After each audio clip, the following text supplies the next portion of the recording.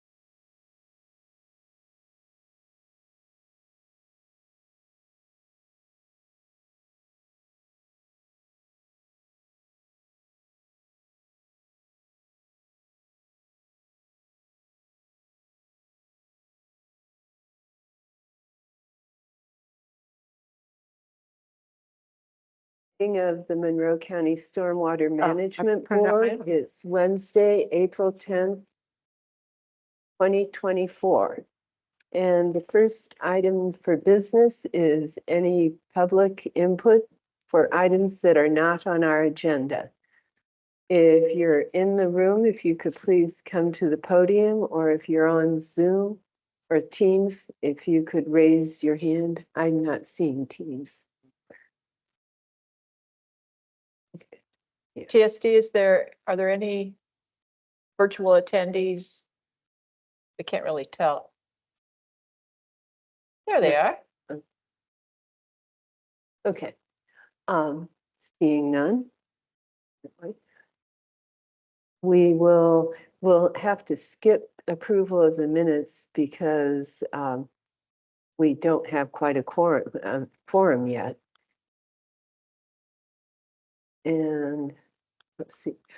So let's move on to the stormwater expenditure reports for December 2023 and January, February, and March of 2024. Okay, for December, we did buy pipes. It was $15,947.10. We really didn't have anything. The, what is, traffic? What are they called? Okay, we did spend $2,408.24 on that. And no, we spent 4,200. Sorry, my first time. 4,205, and that was on backfill. We spent 2,408. And almost 3,000 on oil, on gas. Do you have any questions? Any questions? No, but it seemed like there was, in certain categories, there was a lot of unexpended monies, funds. So it seemed as of December, the end of December, it seemed like there were a good bit of unexpended funds in certain categories. So that just carried over, or I don't Yeah. remember what we normally do here. That may be a good question for Lisa, but Lisa, do you want to talk about what happens to the money if we don't spend Yeah. it by the end of the year? So it's an appropriation, so it's just what we anticipate to spend. If we don't spend it, it just zeroes out and the money stays in the cash. And then we just start using our new budget for 2024 at that point. But it stays as funds that Stormwater can use in the future, is that right? Yeah, it stays into their cash account and then whatever we reappropriate. We just don't, we used to do encumbrances. We don't do encumbrances anymore. So we don't lose the money. And then we can just reappropriate it in the next year's budget. Thank you. Uh-huh. Thank you. Any more questions? Um, Will be down January. Okay. Let's see. For gas, we spent 2,000, and on call for the traffic, we spent 3690. Insurance, we had to transfer money from out of the Stip Road, Morse Creek, because we didn't budget enough. So we transferred 17,000 out of that into the insurance so that we could cover our $59,935 for insurance. Let's see. And that's basically everything else. We just spent a little bit. And do you have any questions on any of the? For February, let's see, equipment. For February. We did spend $5,518 on the gas. And Stip Road, we spent $14,585.36. Yeah. What was that? Are you asking about the sampling equipment? No, the equipment, we purchased a utility trailer. And that's why we have $5,050 on that. Yeah, so the utility trailer was purchased. We'll be purchasing a straw blower for the crew and the trailer to go with it. So you'll see that equipment purchase. It was something that we considered last year because we had been renting it so much. But we discussed this with Lisa and Toby and the highway department and decided that it would be a good purchase for us to have to be able to not have to worry about renting one, and we can share it with highway. It would be a good asset for us. Sounds good. You covered that in March. But yeah, March for this. Okay. Yeah. That was a utility trailer. In March, we purchased a straw blower and trailer, and that was 11,700. And they purchased, what is that? 350 bales of straw. So that was $23.99. Let's see. This was Oh, and for the Stip Road, we paid for the clearing and cleanup of the trees, and that was for all that, $111,574. And we spent $5,366 for gas. Yep. And that's about, So did all the trees get cleared on Stip Road in Morse Creek? Yes, the tree clearing has been completed, so. Yep. I can give you more detail on that in my staff report. Okay.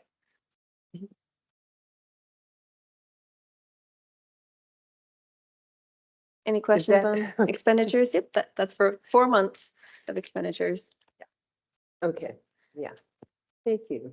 And our next, we'll move on. Off topic. Okay, okay. So. Okay, so we have a couple things I'm that don't here. require. By the way, sorry. I'm here, so I don't know if we can proceed with the usual agenda. We'll be moving some things around, Julie, because Okay. Tron will be here any minute. Okay, So I Thank will you. start some staff reports in the meantime until he gets here so that we can start our regular business. Let's see.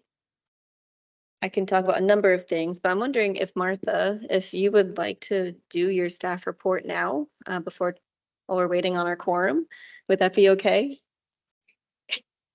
Yeah.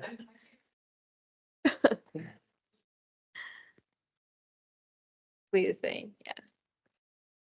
You want me to go ahead and give a report? I think Lee said yes. Yes, I did. I'm Okay. sorry. Yep. Okay, cool. Well, hi again. I promise to not repeat the same thing that I repeated this morning. How's that? So what I'm actually going to talk to you guys about here a little bit is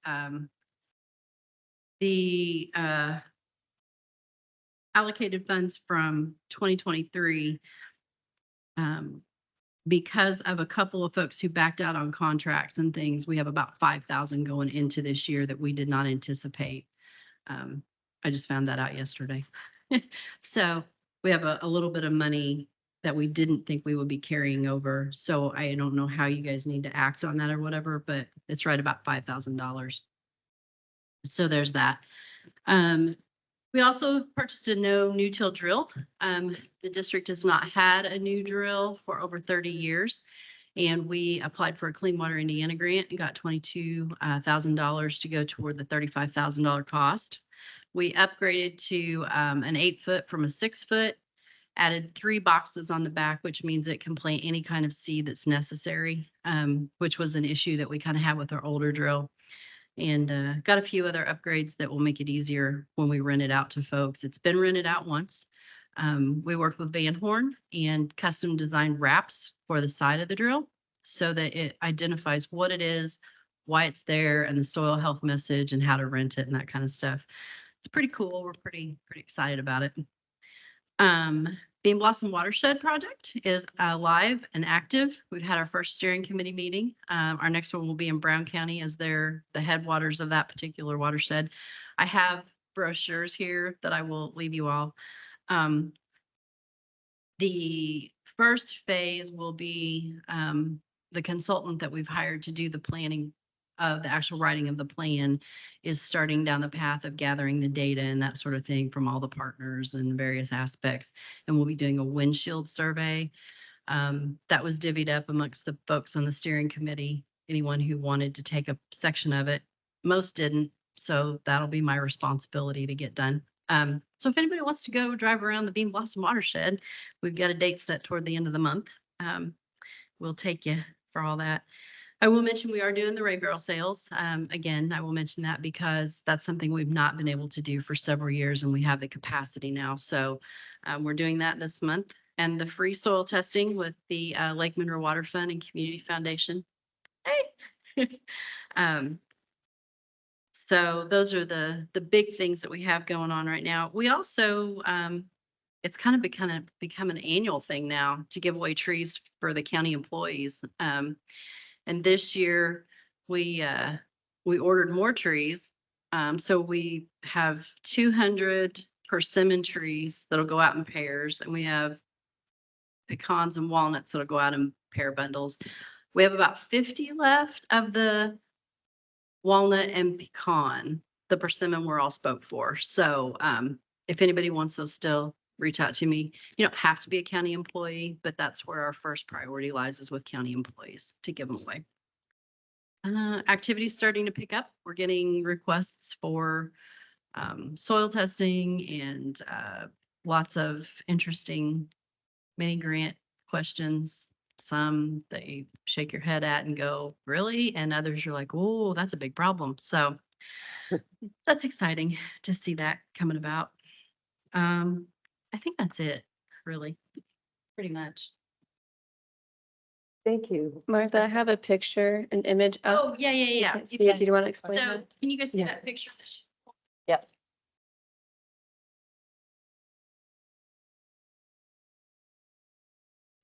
I wanted you guys to see this just because this is what we do. And this was a perfect visual. This was, what was it, last week or the week before that we had that horrific storm?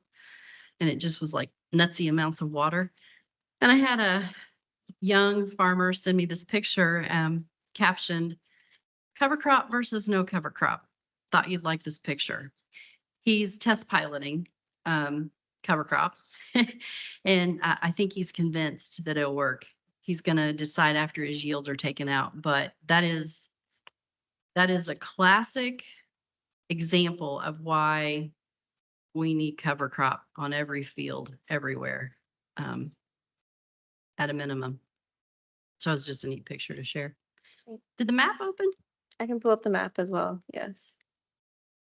It's up. Okay, so this is another project we're working on. Our SPIA fellows helping us with this.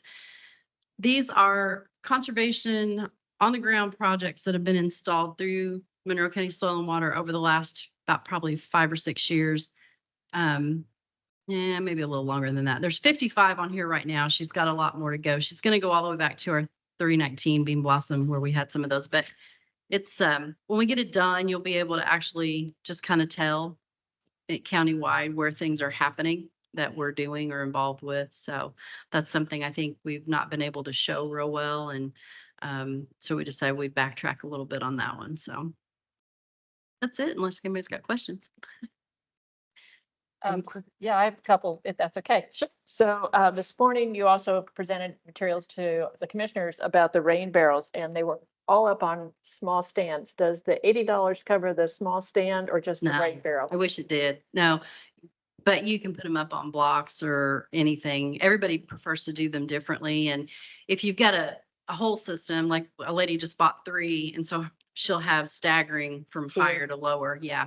The stands are just to show that you need to get them up somehow to make the gravitational flow. So, But cinder blocks were just. oh yeah. Yeah, Yeah. okay. Cinder blocks, logs, landscape, anything. Yeah. Old chairs. I've seen people stack them on patio tables, that you'd set outside and they stack them on those. And oh yeah. So how much if they're completely full, the 80 gallons must weigh A lot. over I wish I could tell over you, but- 600 pounds. Yeah. Okay, yeah. So I was like, I don't have a Yeah. clue. So would you, if there's somebody listening today that wasn't listening to the commissioners meeting this morning, would you tell them how they can have that soil testing done for free? Oh yeah, absolutely. And for anybody that is here that wants tests, if you're a resident of Monroe, Brown, or Jackson County, do you want to speak to it? Michelle's here. I'll let her talk too. We have a partnership with Lake Monroe Water Fund and the Community Foundation. And so you can get a free soil test for any resident. And I'll let you share whatever you want to about it. So hello, I'm Michelle Cohen with the Lake Monroe Water Fund. And the program we're partnering with Martha and the Soil and Water Conservation District on is for, as she said, any resident of Monroe, Brown, or Jackson County to receive 1 free soil test. The program runs through July. And so it's an opportunity for people to see what nutrients they already have in their soil so they don't over apply fertilizer. And we're pretty excited about it. We've got, I want to say, we have enough funding for over 500 and we're under 100 now. So there's plenty of space left for folks to take advantage of it. I thought it was very interesting this morning when you were talking about the fact that uh, one of the outcomes can be that people would find out that they wouldn't need as much fertilizer as they had been applying. And Right. this is both important in terms of what may or may not run off and cost to people. Absolutely, absolutely. That was really what initiated the conversation, was how do we get people to stop using so much? And the misnomer in all realms, lawn realms, ag realms, all of that, we'll just throw some 12, 12, 12 on it, it'll be all right. Why? Why spend that money if you don't need to? Why not, in this case, get a free test? At best, it would cost you 25, 35 bucks. Check it out. You only need to do it every 3 years. And you might be surprised you don't need lime, potash, or whatever the thing might be. Yeah, it's fascinating. I mean, yeah, yeah. I just can't encourage people enough, especially with the free opportunity. So Well, and it must also allow people to pinpoint exactly what fertilizer they may need, rather than just a general huge dump. yeah, yeah, yeah. Well, and the other thing about soil testing that I could talk about soil all day long because it fascinates me, but if you're gonna think about it from a lawn perspective, and you want a pristine manicured yard, there's still ways to do that naturally, and you don't have to use fertilizers or chemicals to do it. Um, you know, if you're growing vegetables and you're going to eat it, I still have a hard time wrapping my head around the idea of squirting chemicals on it to make it grow bigger, when all you got to do is just look at your options. And that's what a soil test does. And our resource specialist breaks down the analysis. She'll help you walk through anything that you got questions on. We've got other people from the state that'll help too. But yeah, soil health is becoming a big issue. I'm excited to see it be a big issue. It has. Are there any more questions? Yeah. I'll need to get used to it. Not really a question. I'm guessing that we're on staff report, or as far as We jumped around Around a little to bit. Sorry. avoid things that needed to be voted on. voted on. Yeah, I'm sorry for my tardiness. Just got back from Vincent's for my user group, so the rain delayed us a bit to drive safe. I attended the Indiana Lakes Management Society just recently, and actually ran into maybe one of the newest board of directors for the water fund. I think he's with the Nature Conservancy. I think he would be a great addition. So I encouraged him to join. Also, I just wanted to say they made a lot of comments and brought a lot of attention to different farming practices. And one of the things that they saw that was most successful was these more educational, like demonstrations, and providing offsetting funds to the farmers to try these different practices, which is what we do with our mini grants with the SWCD. And Martha has been an amazing educator for me throughout the years of these mini grants opportunities. And I just wanted to, I guess, bring that up. I don't really have a question there. Thank you, Tron. I appreciate that. Did you see the picture? Did you get to see the picture? Yeah. That's what it's all about, and getting people to understand using that no-till drill to put those cover crops on is huge. And also take care of pastures. We get kind of fixated with row crop or cropping, and we forget that healthy pastures are just as important, because if you let those wear down and wear out and overgraze, then you still have the same kind of situation. You still get the erosion and the muddy mess and the whole bit. So yeah, you did remind me though, we actually just confirmed it with Maggie. So we're partnering with the Friends of Lake Monroe on a soil health field day at the airport here on May 14th. It literally is just hot off the presses about 2 hours ago. The tenant farmer who actually farms that land and has brought it back to a healthy production rate is actually going to be our speaker. And he's going to talk about why he chose to invest the money that he did in Monroe County when he doesn't live here, to invest in our soils to make them healthy. And so he's going to talk about his passion from that perspective. So, Will you send out invitations for that? yes, it will be very limited because of the space at the airport, but we wanted to keep it small, intentionally. So yeah, we'll have room for about 20 people or whatever. And then we've got a little bit of padding in case, any of you folks want to attend. We're going to make sure you can get there. So Thank you. you're welcome. Are there any further questions for Ms. Miller? I would like to talk to the board about I'm sorry, I can't hear you, Kelsey. I would like to talk to the board about the additional $5,000 from 2023. I believe in our MOU, if the funds aren't allocated by the end of the year, they will be returned to the Stormwater Board. Returned, or the board can allow us to keep it. Yeah, we Yeah. need to discuss what to do with that $5,000. Yeah. Thank you. And now maybe we'll go back to the beginning. And do I have a motion for approval of the minutes for December 2023? I move approval of the minutes for December 2023. I'll second. Are there any corrections or changes?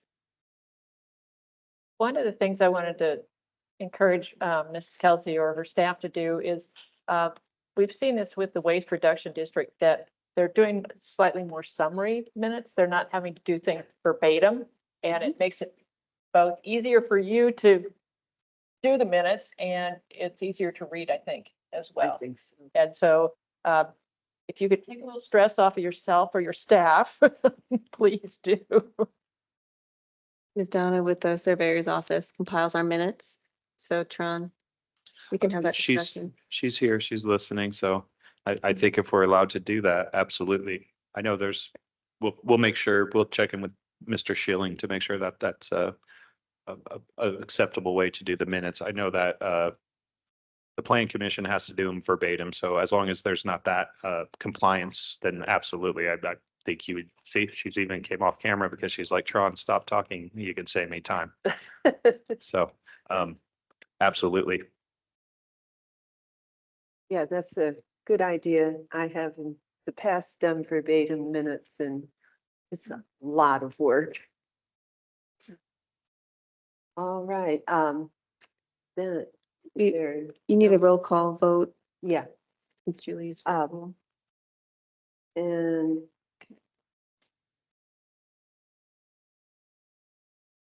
yeah. And yeah, Kelsey, if you could do a roll call vote for the minutes for December 23. Okay. Did we have a motion in a second? Did I miss that? I second, and I think Okay. Ms. Giffen's motion. Thank you. Just want to make sure. Okay, Tron Enright Randolph, Yes. Julie Thomas, Yes. Lee Jones. Lee? I'm sorry, I'm having a very hard time hearing you. And it said, wait now, there, rather than Lee Jones. Yes. Penny. Yes. Okay, thank you. All right. And we've already done the expenditure reports. So we'll move on to an MOU with the Monroe County Soil and Water Conservation District. Do I have a motion for that?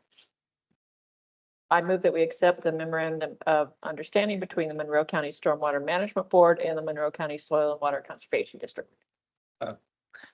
I second. Thank you. Maybe before it seems like we've already been, I don't think we really discussed. haven't an discussed it. MOU. oh, we haven't. No. Well, that, We need to vote on that. and that, I guess, was what my question was. Is this where we should address that remainder of the 5,000? So this is the 2024 MOU. I think it would definitely be a separate discussion for the 2023 funds. Just wanted to clarify. Thank Just you. not sure when you want to do that. Yeah. Ms. Miller? Yeah, sorry. I was sitting there thinking about it. I think I have to look at the MOU, but I think the MOU said that we can hold that for 2 years. That's something we would just need to look at that MOU again, as Kelsey and I have both tried to find time in our schedule to look at it. It's been a little bit hard for both of us, but yeah, whatever y'all want to do with it. I mean, I just want to make sure that I made it clear because at one point we thought we had it all allocated and we don't. So Yeah, Thank you. we'll spend it. okay, I think it was, my interpretation is that the funds are allocated within that year, but they have 2 years to complete their projects. Yes, I can pull up the 2023 MOU if you'd like. Yeah. And that's not a part of the 2024 MOU anyway. But we could amend it, right? Because That's these are, my fault. Yes. Right. these again are for the grants. It is, people. yeah. right. So the amendment would be to add the additional money 5,000. into, yeah. So let's see what we find out. I don't see anything in this MOU that indicates that it can be held for a second year. Just that people can have up to 2 years to spend it, which is different than accepting the grant, I think, or, We're obligating it. yeah, signing on the dotted line for the grant. The language remains very similar between 2023 and 24. I just rearranged some parts of the MOU for 2024. If unused funds exist, the Monroe County SWCD will work with the Stormwater Management Board and MS4 staff to determine if funds should be returned or if the requested funding amount needs to be reduced for the next fiscal year. Thank you. So would anyone like to offer an amendment? I move that we add the unused $5,000 from 2023 as into this MOU, again, to be used for these grants. I'll second that. Thank you. I just, if I might, I just want to verify that that is the amount because I heard about or kind of or whatever. I just wanted to make sure we have the right amount. Please. Yes. Would you Ms. verify Ms. at the Miller podium? has- Yes, it's $5,000. It was going to be that it's $5,000 that was originally allocated and the projects were pulled off. The landowners decided not to complete them. So it's no longer allocatable. So it's $5,000 that we have hanging out there going, hey, what do you want us to do with you? Yes, 5,000. Are there any further questions or comments about the amendment? So the final amount for the 2024 MOU, you're proposing to increase to $40,000 so that the leftover 2023 funds will fall under this new MOU. And we'll have to follow these rules. I think that we should note that they'll provide 35,000 fiscal year 2024 and include include 5,000 from fiscal year 2023 so that there's no confusion as to what was allocated for 2024. But that's just me. But I Okay. support that fully because then we will make sure that we move it back to the 35 in 2025. So, Right. Well, it also creates a record that shows us what wasn't used right. as an official record. So, Yeah. yeah. Any further comments, questions about the amendment? Seeing none, we'll have a roll call vote on amending the MOU with Monroe County and Soil Water Conservation District to include the $5,000 that were unused last year. Okay, you need a roll call vote? And Yeah. Penny, So it's- Yes. Lee, Yes, Julie, Yes. Ron, Yes. thank you all. And thank Yeah. you, Martha. The amendment carries. Are there any further questions or comments about the MOU? And seeing none, we'll have a roll call vote for the MOU with Monroe County Soil and Water Conservation District. Another vote. All right, Tron, Yes. Lee, Yes, Julie, Yes, Penny. Yes. all right. Motion Thank you. carries. And our next item of business is the MOU with Lake Monroe Water Fund. I move that we pass this memorandum of understanding between the Monroe County Stormwater Management Board and the Lake Monroe Water Fund. I'll second. Thank you. Are there any questions or comments? I can provide some background on this if you'd like. So this MOU is something that we've passed previously. It'll be from year to year. It's just been a while since you've seen this because our 2023 MOU was approved at the end of 2022. And so the 2024 MOU is early 2024. So it's just been a little bit since we've seen this. So this funding is going towards water monitoring programming run by the Lake Monroe Water Fund. The history on this is that the Stormwater Board, during the creation of the Lake Monroe Watershed Management Plan, was helping to pay for a stream gauge at Kurtz, which is outside of Monroe County, but capturing drainage going into Lake Monroe. The Lake Monroe Water Fund has taken over that contract. And so this funding can go towards helping pay for that stream gauge, but we left the MOU open to just general water quality monitoring efforts. So, Thank you. Questions or comments?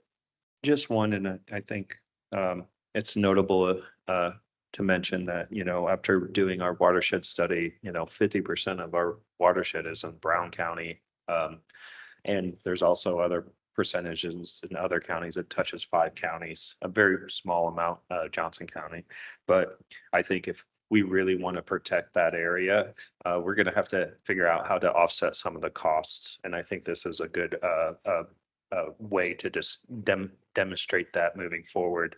And I'm in complete support of it. Thank you. And Can I say something else?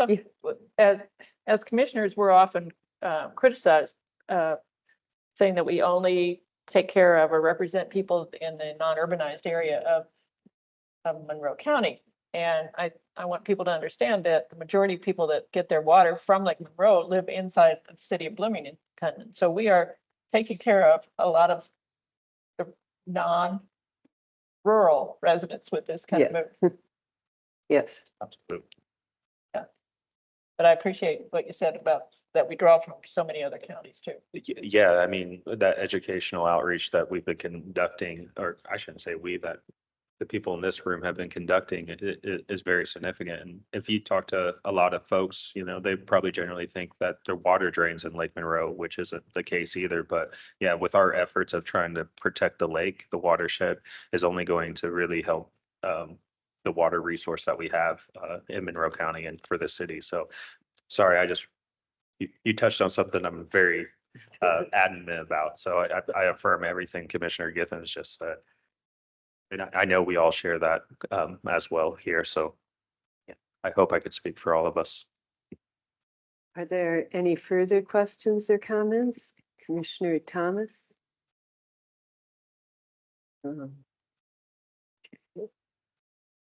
Is there any public comment on this?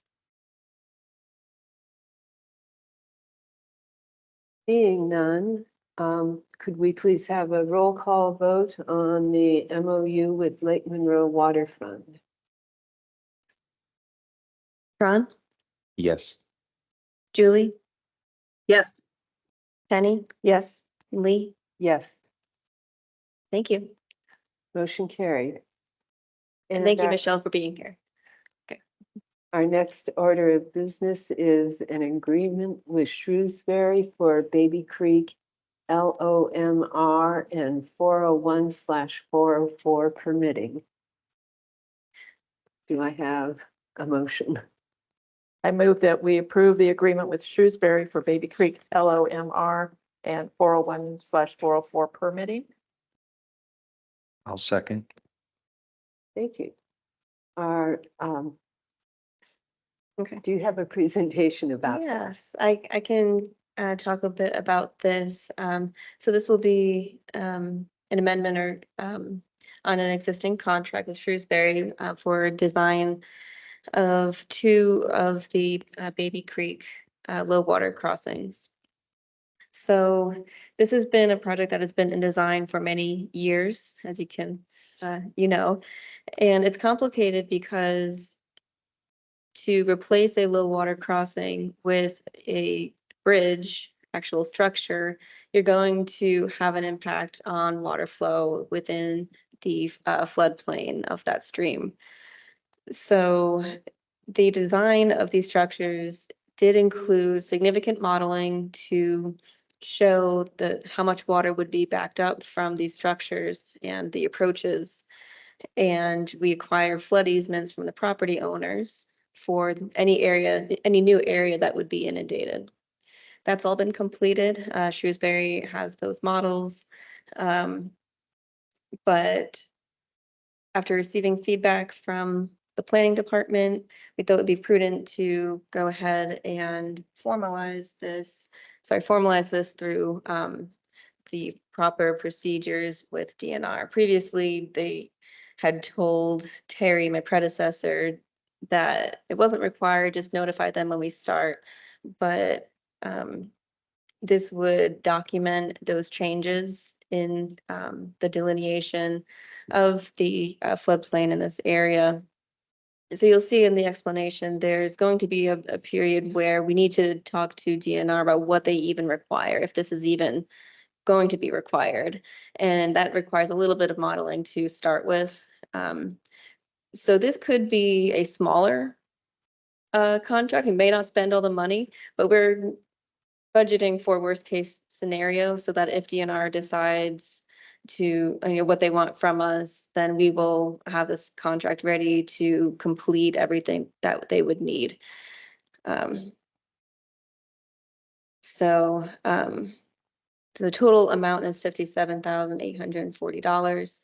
That also includes $4,300 of the other water permits, and that would be subcontracted out with Little River Consulting, who did the previous permits. This is to do with the change in the structures themselves. So previously we had aluminum box culverts, we're changing them to concrete box structures, and so the permitting with the state needs to be redone. We are on our third wetlands project manager with the state. And so I had previously talked to, the person 2 project managers ago about this, and it was going to be pretty straightforward. The last person I talked to, who is no longer at IDEM, wanted us to do the permitting a different way. I'm going to just contract the permitting out because it's gotten complicated. So I want to make sure the state gets what they need and we are in compliance. So that's $4,300 will go towards resubmitting the permits for these 2 low water crossings. Thank you.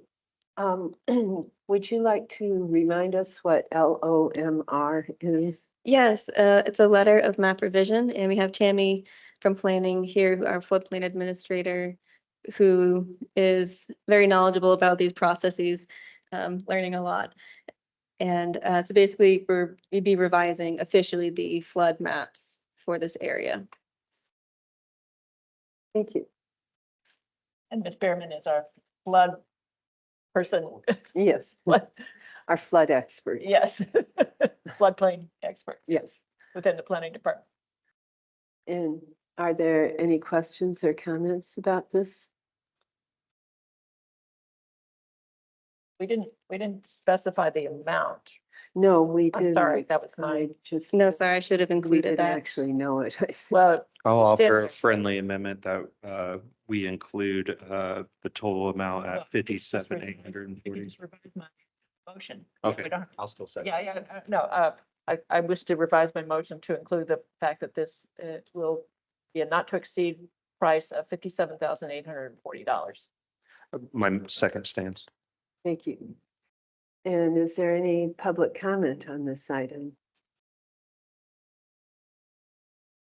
Being none, we'll have a roll call vote on the agreement with Shrewsbury for Baby Creek LOMR and 401/404 permitting. Penny, Yes, Lee, Yes, Julie, Yes, Tron. Yes. Thank you. motion carried. Our next order of business is a request for on-call professional services agreement with Hydrogeology Incorporated. So this, I don't have an agreement prepared yet, nothing to vote on. But I figured while we have a meeting and everyone here, I would like to bring forward to you an idea I've had for a new on-call contract. So sometimes I have some tricky sinkhole situations, as you can imagine in Monroe County, where sometimes I don't have a good solution and I need a little extra help. So Jason Crothy is a local hydrogeologist who is very knowledgeable about Carson, Monroe County. And I've casually asked him a couple questions about certain situations, but I want to be able to respect his time. And if I'm going to formally request his advice on certain sinkhole issues, I would like to pay him for his time. So he said he'd be welcome to, having an agreement with us. This isn't something I plan to use very frequently. Like I said, most of the time I can figure things out but there are times when, say, we have a sinkhole next to a sidewalk. That's a public safety issue that we can't find a solution for. I really want to have someone I can call to expedite the process, finding a solution so that we don't have a safety hazard in our right of way. I can draft a professional services agreement with him, have legal review it, and then move forward. But I wanted to get your opinion on this. so that we don't need to take any action on this. I don't have a contract yet, no. Are there any questions or comments? This would give us a total of how many on-call services? Would this be a third to our? Highway and Stormwater have a lot of on-call contracts. I would have to I know look there's into it. Christopher Berg, then there's another group which eludes me. I the have na- one with HNTB. Yeah, Is that's, the recent one. Mhm. I'm just now familiarizing myself with HNTB and I was able to sit down and talk a little bit with one of the consultants just recently. My question is this the same Jason that kind of provided us some feedback at the drainage board about the stability of our sinkholes and conservancy areas? Yes. Okay, yeah. Seems like a fantastic idea to have potentially three different firms on retainer because you never know when they get inundated with work. I think from a legal perspective, it's also nice to have a professionally licensed geologist Yeah. on call. I think this is a really good idea. It's something we don't have. There aren't many people who understand sinkholes in the state, let alone the country. So I think it would be great. So get a hourly amount and a not to exceed. And I'd really like to see this on our agenda. Yes, I agree. Thank you. And if there's no further comment or state questions, then we'll come to staff reports. And we've already heard from Ms. Miller, so Ms. Fitonia. I have a number of items I need to get you caught up on. I will try to be brief. I'll start with the ones that I've listed here, and I have others that didn't make it onto the agenda.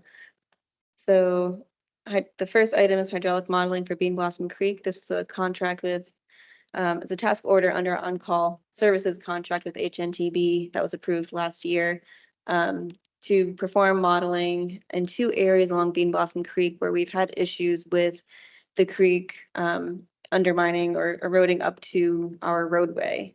So we spent quite a bit of money last year on stone to fix some of these shoulder stabilization issues. I've received a preliminary presentation from them on their modeling, and some of their ideas for stabilizing areas, some of the areas that still need some work, and I'm hoping that this information will help save us some money when we go to implement new measures. It looks promising. So I'm hoping to receive that report from them soon. And so we'll be seeing some invoices being paid off that contract. Next one is South Rogers Street culvert replacement. We had a small contract with Smith Design Group at the end of last year to design a culvert replacement and manhole for an existing highway culvert under South Rogers Street, downstream, just down south of the intersection of Rogers Street and that road. This will be a new culvert that the Blind Squirrels Development, or CI in Clear Creek, will be discharging to as part of their project. We determined that our existing culvert was insufficient, so we are basically finished up design on that. Just last coordination of utilities with CBU. They have a water main right there, so we're wrapping that project up, and hopefully we'll be able to implement that soon. Stip Road and Moores Creek Road project update. So before the bat window closed at the end of March, we were able to have all of the trees removed in our construction limits on Moores Creek Road. We also removed trees on the north side of Stip Road to help with utility relocation. And so that was completed by Bluestone, and they've been paid for that, and they went through and stabilized the area. And last I saw it, it looked okay. Right now, we are waiting. I have the final bid documents for Moores Creek Road. Those will be moving out shortly, and waiting on Duke to finish up some of their planning for relocation work. Hope to see some movement on this project in the coming months. I also added in Marlin Hills Drainage Improvements Project. This is not a stormwater board project, but it was funded through ARPA. Just wanted to let you know that we will be, we've redesigned and we'll be replacing storm sewers in the Marlin Hills neighborhood, paid for through ARPA. And Lisa can maybe explain more about that timeline, but we will be implementing that in pretty soon. So it's been awarded, and actually, I believe it was Milestone, if I remember right. We've had a lot of awards. And they have it on schedule as around in June, on their schedule for the summer. Thank you, Lisa. I think it was E&B who got Marlin Hills. I could not remember. I had Milestone on my mind today because I just did a contract. So yeah, okay. Thank you. I have another update. We did receive the LAIR grant we applied for logjam removal on Brummets Creek. We had requested $25,750 and we were awarded $25,000. So I'm going to be working on how to make up the extra funding for that $750 that wasn't funded. Working through that right now, but we do have the grant agreement from the state. I will be taking that to a commissioners meeting within the next week or two so that we can get our grant funding. You said Brummets Creek, correct? Brummets Okay. Creek, correct. Just I'm following moving on to along. things I didn't list under my staff report. I have a whole other list, but I'm going off now. We also had a contract with Ecologic for vegetation removal and herbicide application at a couple locations. One of them is a highway garage. That work is not planned yet. The other location was within the gated area at the Fieldstone Dam. So we're the only people with keys to that gated area. And so worked with the HOA. We agreed that the county will do vegetation removal within that gated area only. The HOA is responsible for everything else. So we actually were out yesterday and Ecologic, they removed all the woody vegetation from that area, did a very, very good job. Stump treatment for anything that was cut. I was there the whole time with them, and so that is a big relief for me to get woody veg off that dam and not be responsible for that.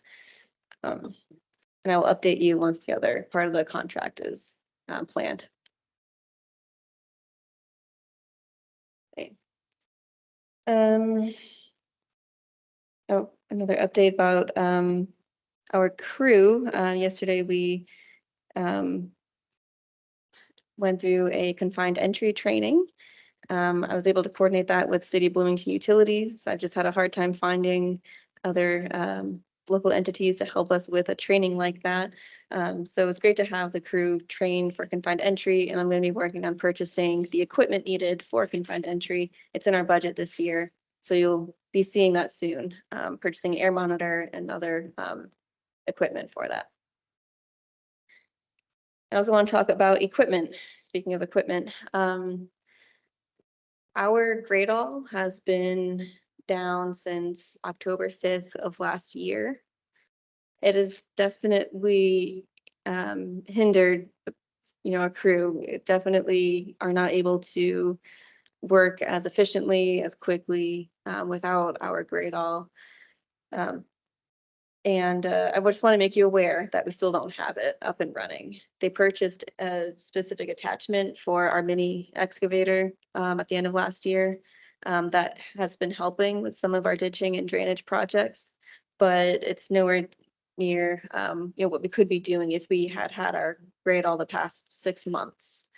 Highway Department has thankfully lent us one of their gradals, but of course, those all need maintenance as well. So it's not and they need to use their equipment as needed. So it's hasn't been a great situation. The crew has been, doing a great job doing what they can with what they have, but it's been really frustrating to not have that equipment.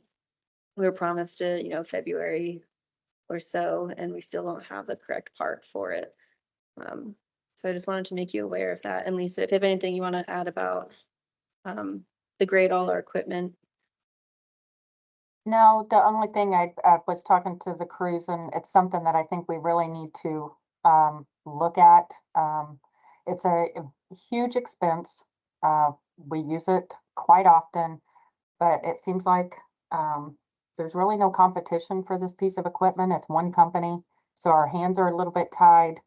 And I just hate seeing us spend this kind of money for something that is broke down more than it's not.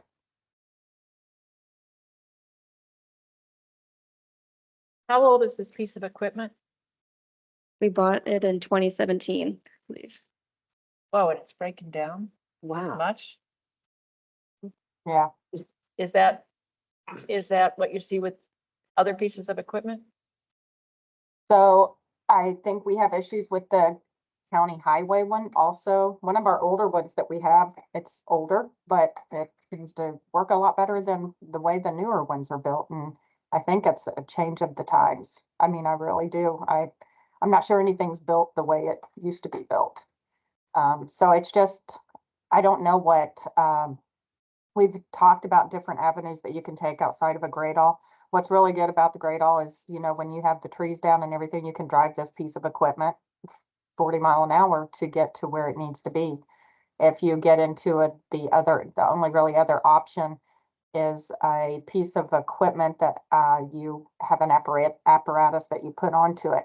You have to haul that equipment everywhere. Then you have expenses of trailers and such. And we do have trailers here, but it's just something that I think we really need to, as a group, look at what our options are when this equipment needs replaced. And again, it's like I said, seems to me that it's broke down more than it's not. And it's expensive. It's expensive to get it fixed. But it's very limited on the companies that make this equipment. We did get a quote last year for a new one. It was about $500,000, and they only offered us $50,000 for a trade-in. Oh, wow. Yeah. So yeah, we'll have some discussions on this. I just wanted to make you aware Yeah. that. I just wanted to make one comment. Prior to some of the restructuring with the highway, and the way that impact the stormwater, I just want to commend Ms. Ridge on her leadership, because we didn't really have options, and at certain times, and kind of now the way everything's structured, and with Ms. Ridge, as the highway director, she really has the flexibility to, provide additional assistance to the stormwater with complete autonomy. And I just really appreciate her leadership and dedication to find that balance between our highway and stormwater department. So thank you. Thanks, Tron. It takes, all of us have really come together, all the crews. They meet every morning to see who needs help, who needs what equipment. It's worked out great, I think, for highway and stormwater. So it was just as much of a benefit to have them and working together to prep all these roads that we do for paving. We meet continuously. We use that grade all to get these roads ready and ditching and everything. And we couldn't do it without the help of the stormwater, and on the vice versa, we can lend more guys to a smaller crew with stormwater. So it works both ways, and couldn't do it without Kelsey's help and everybody. We have a great group out here, and the showers building.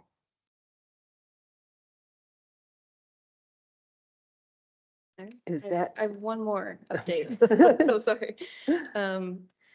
We will be passing our new stormwater management ordinance soon. We have a deadline of beginning of July of this year. That's a state deadline for our new stormwater ordinance that complies with our new state regulations. It's been to the drainage board several times.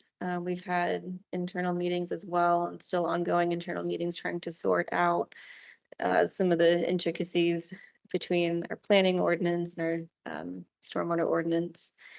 I have a date set with Dave for June 5th adoption. So you can expect to see me in the next couple of months going over the final version of this ordinance. And so I'm anticipating our May Stormwater Board meeting. I'd like to discuss that with you. Just wanted to give you a heads up. That is it. Any questions?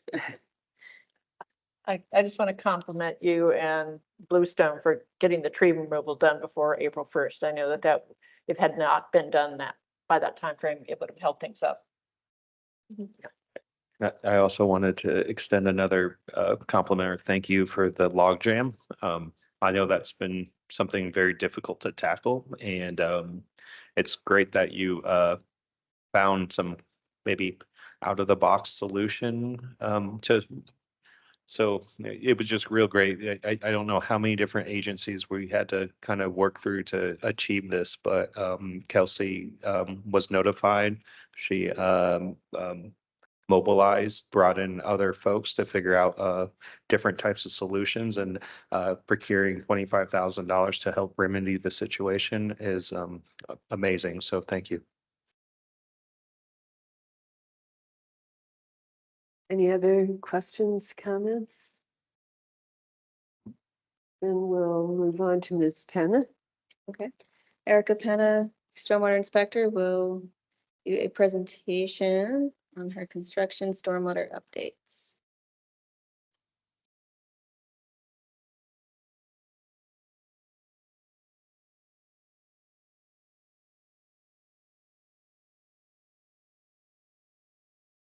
So it's been a while since I've spoken with you all, so hello again. I'm going to give you some updates on 2023 of our construction stormwater program.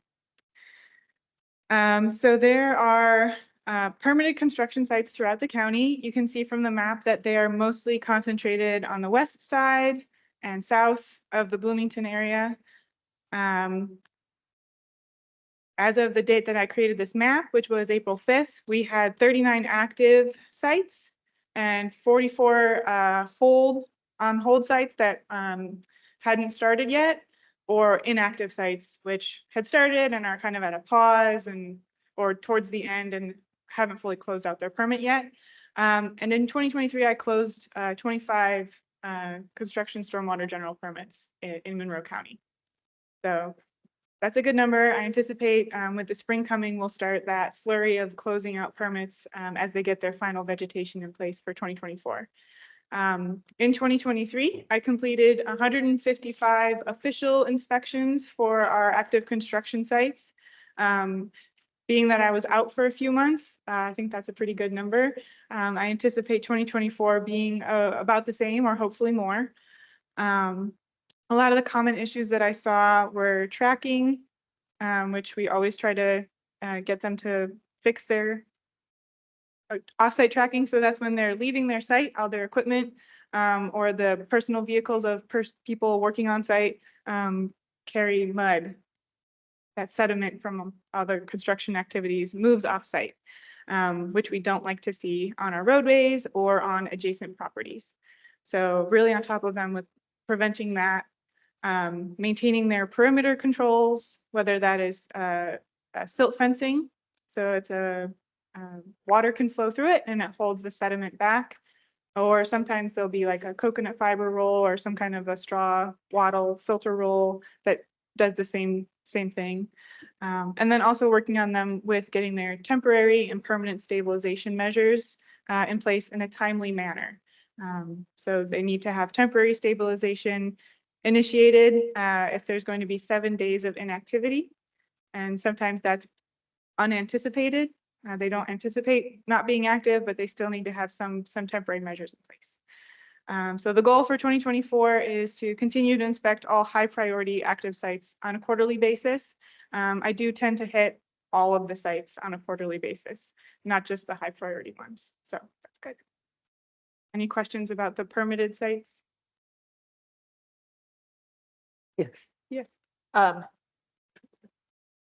wondering how you're planning for the changes that will occur. And I know it'll be in conjunction with planning, but for House Enrolled Act 1108, where they increase the buildable slopes, I wonder how that's going to impact your inspections and whether or not you think the inspections would need to be done more often than every 3 months, and what that might look like in terms of cost for the county. Yes, that will certainly move sites to a higher priority ranking. And depending on exactly where they are, what the project is, I'm assuming most of them will be residential. We'll work with planning to make sure that we're coordinating regular inspections and building department as well, since they're out on sites much more frequently than we are. But I do anticipate it will increase my inspection load, just having to be out to these higher priority slopes more frequently. Mm-hmm. Thank you. Yep. Any further questions, comments? So I do have another slide. We are doing our continuing our inventory of best management practices in the county. So these are things like detention basins, retention basins, rain gardens, swales, vegetated swales, anything that is required as drainage mitigation on a site. So currently we have 340 within our inventory. Most of them are detention ponds or basins, so they only temporarily will hold water and then slowly release it from the site into an existing creek or ditch. IDEM's goal in our first 5 years of the new permit cycle was to hit 250 of them. So we've met that goal, and we just keep adding them as we see them. The next phase of this inventory process is continue adding to it, and then start doing some better data analysis to see what we have out there in the county, what kind of outreach we're going to need to perform to these BMPs. 219 are in good condition, they're performing well. 94 are in fair condition, they might need some minor maintenance or repair, or start leaning towards heavier maintenance needs. And then 27 are in poor condition. So those are higher priority ones to start reaching out to those properties that manage them and help get them into a better space. And as you can see from the map, a lot of them are concentrated on the west side and south of the Bloomington area. So here's a few picture examples. On the left, you see a detention basin. Way off in the far end is the outlet control structure. And then down through the center are plugs that are somewhat newly installed, so they're still trying to establish, but those plugs will help filter that stormwater that's collected and uptake it and be a nice visual feature for that apartment complex. There is an under drain system as well. You can see the standpipe there. In the middle, there's a retention basin, so that holds water more permanently, but similar concept, the water level will rise and outflow through that box structure you see towards the bottom middle of the picture. And then on the right-hand side is a vegetated swale. Right now it's mostly grass. It's just a grass swale. So that helps convey the stormwater around the site and eventually drains into the basin. Some of the common issues that we're seeing, of course, are overgrowth, invasive species. They may have sediment or debris buildup around the outlet control structures. And then there's erosion, particularly at any inflow points and at an outflow point. Questions about that? Go ahead. Just, did you say what BMP stood for? Best management practice. Right, and that's typically for private property owners and their infrastructure. And does that also kind of go with HOAs too? Yes. So So a lot of these are within subdivisions. Right. But then they're also on private businesses. Right. As well. So like that open space could, fall under the responsibility of a HOA, and there might be a BMP within that open space.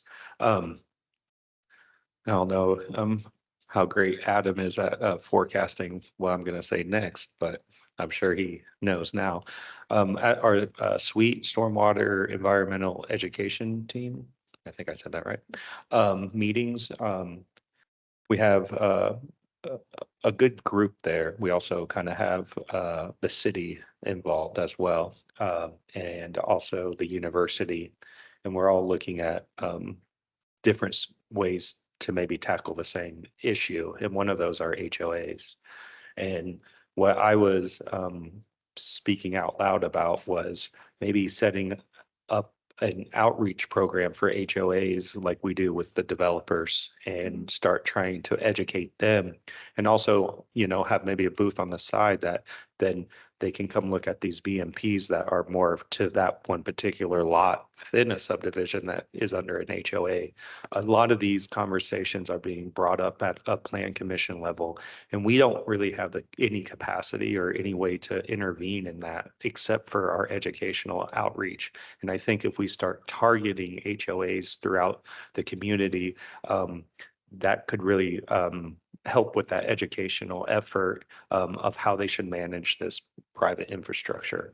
And I'm not sure if that would come in a form of dollars from the stormwater, or maybe just allowing some hours dedicated to something like that. I know from a planning standpoint, they don't really have kind of a ratepayer fee to tap into for some of this educational outreach, but it's a big problem. And I haven't seen anything focus on that problem outside of what issues we deal with and how we don't want those issues to keep reoccurring. And I think we need to target the HOAs for educational outreach. Absolutely. They are one of our target groups that we are planning to reach out to. Right now, it's kind of piecemeal. As we get complaints, we go meet with them and we work with HOAs on a as they come to us basis. But I think that is one of our long-term goals, is to establish more of a program to provide education and outreach, and even potentially some funding at some point if that can be worked out. And don't let me let the city get off the hook. They need to be involved as much as we are, and also the town of Ellettsville. It needs to be a collaborative effort. My question actually kind of piggybacks on what Tron just said. I wondered how many of the detention ponds that you rated as poor were under the purview of an HOA? I don't know offhand, but I know that there are several. So we're working, some of them are rated poor and they've already been complained about by some of those residents. So we're working with them to help already get the process moving to get it better. And so, yeah, I don't know that number offhand, sorry. But there are some at least, yeah. Yes. Thank you. okay. Any further questions, comments? All right, then, Well, I have one more, sorry. oh, I'm sorry. That's I'm okay. sorry. And then one of the highlights of 2023 is our contractors workshop. This year we did have Martha present. And then at the bottom, she's in the top right picture, and the bottom left is Jason Crotty, the hydrogeologist that Kelsey has mentioned. So they both presented on really timely topics for the county. We had 36 participants, a range of design engineers, contractors, builders, and other local government members. We focused on just the stormwater pollution prevention plan reminders. I gave them a BMP inventory update as well. Urban stormwater BMP maintenance from Natalie with Ecologic, urbanization of soils from Martha, and then Jason did the Karst and Monroe County presentation. Moving forward in 2024, we'd like to have an interactive opportunity such as a site visit, and I'd like to open it up to a little bit of a broader audience as well. Thinking about doing a special topic series that's open to all, and focusing on some presentations about case studies, particularly interesting solutions that we have found to issues in Monroe County. So that's moving forward. Now I'm done. And are there any further questions? I should have waited for the thank you slide. All right, if there aren't, we have a report from Adam Rickert, our MS4 assistant.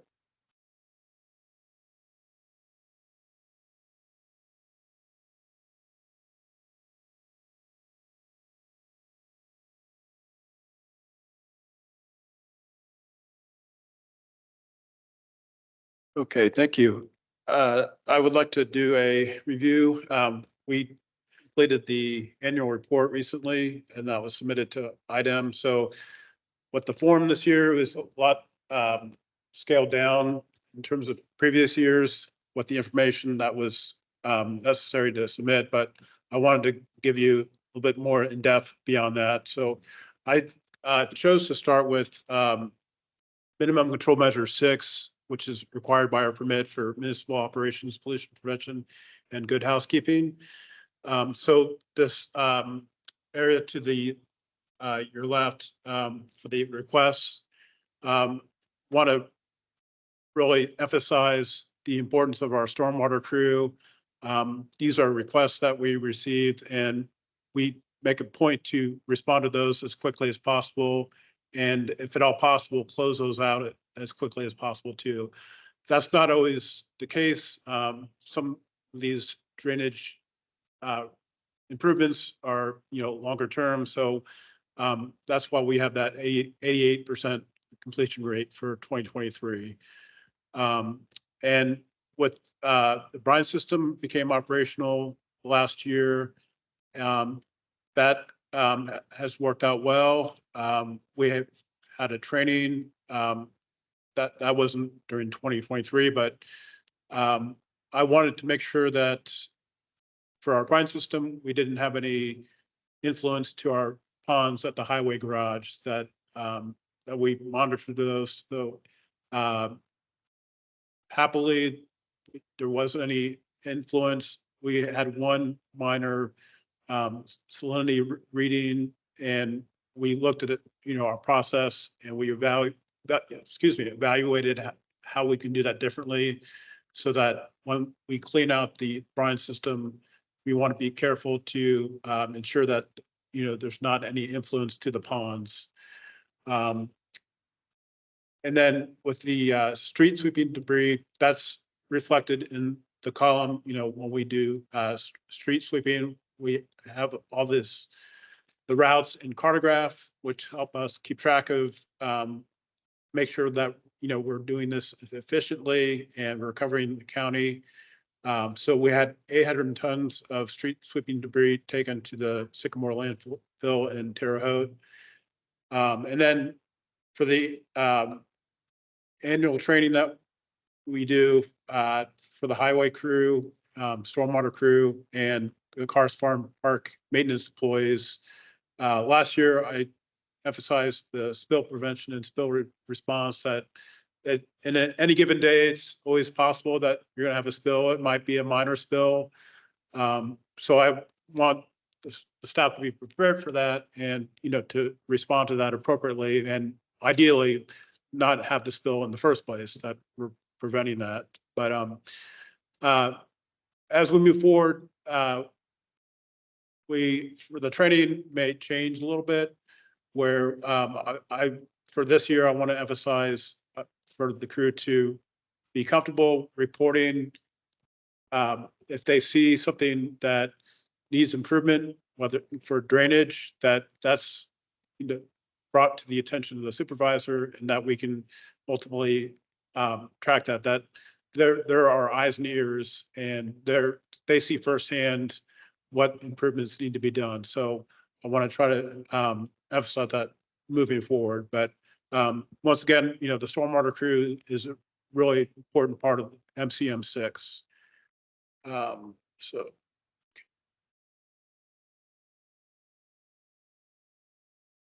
Okay, so since we're going backwards, Erica largely just spoke on MCM 5 and 4, the post-construction, and MCM 4 construction site stormwater runoff control. And Tron, your comment about BMPs, in this annual reporting form, they talk about structural controls. So, the language is a little bit interchangeable, but Monroe County does have BMP structural measures that we have to inspect and maintain. So that's part of our permit obligations. But we're doing well with inspecting privately owned and Monroe County BMPs. So I'll move on to 3. And for MCM 3, the illicit discharge detection and elimination, we had 11 illicit discharges that were reported to us. And it's really important that we receive notification because when we start, that's how we get information, and it's necessary to, coordinate with other entities like the health department.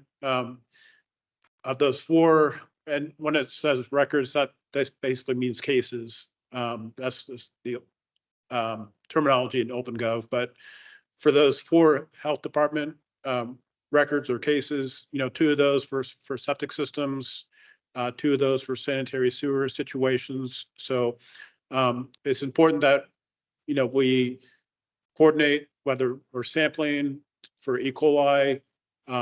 And how do we notify the public that there's this ongoing situation so that, if it's a retention pond that's impacted, how do we make sure that public is aware that, for the time being, it's not safe to fish from that pond, even though they're not really made for, fishing, but that's what happens. But yeah, we have to coordinate with City of Bloomington Utilities. And then for IDEM, we had one that was a private wastewater treatment plant that is outside the purview of what we can do, since they permit that wastewater treatment plant. It has some foam in the creek, so they came out, and when I went back there, the amount of foam was much less present at their discharge location. So, and then we also screen outfalls for illicit discharges, so that if we see any what we call dry weather flows, we trace that back to the source. But that didn't occur in 2023. So, I mean, like I said, it's really important that we have this coordination so that we get this information, because it's more likely that we're going to get information from the public than just by screening for outfalls. But Okay, and then this is my last slide. Public participation and involvement in public education and outreach. This is really important that ideally you want the public to understand what stormwater means. That I think there's a lot of misinterpretation, and why is stormwater important, and how do we make sure that whether it's somebody that's in preschool or older adult, that that we have some fundamentals that we're being consistent with the way we teach, and that we are present at these events. So I'm happy to report the webinar that was done last year is now on our website.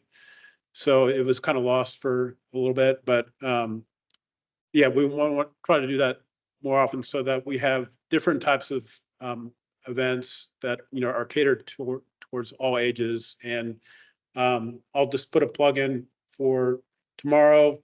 We're doing a cleanup of a tributary of Jackson Creek in town of Ellettsville. It may be postponed due to rain and just the flow in the creek, but hopefully we get a good turnout for that. But that's kind of it. Any questions? Questions? Where are you meeting for the Jackson Creek cleanup? It's actually there's a barbecue place called Fat Daddy's, PHAT. That's where we're meeting at, and it's going to be from 4 to 6.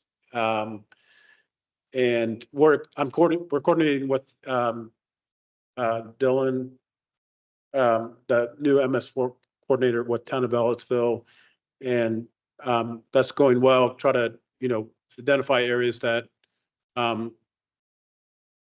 I think a lot of people don't even realize that tributary is there, but it is near a lot of businesses and a lot of road traffic. So the potential for it to be impacted by just development and normal day-to-day happenings is pretty high. So, but that, and I believe there's a flyer that was included with the email. Any questions?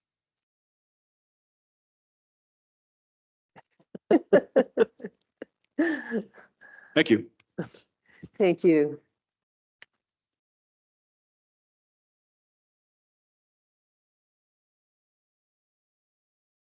And do any of the board members have anything to add?